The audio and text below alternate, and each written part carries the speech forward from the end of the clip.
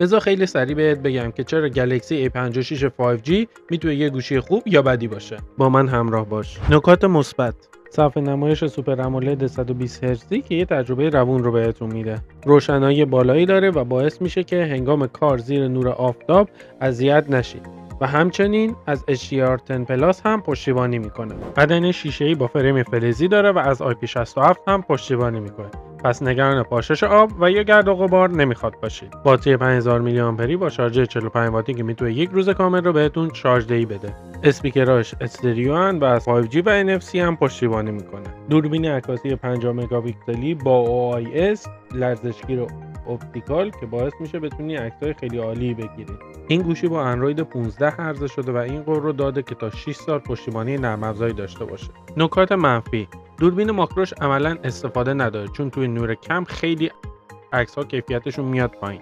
لنز تلفوتو نداره و تنها زومش دیجیتاله و نسبت به رقباش امکانات کمتری داره.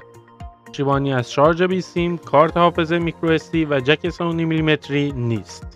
حواستون باشه پردازندش اگزینوس 1580 که برای گیمرها زیاد مناسب نیست و ممکن موقع بازی کردن داغ کنه. دوربین سلفیش هم از 32 مگاپیکسل به 12 مگاپیکسل کاهش پیدا کرده.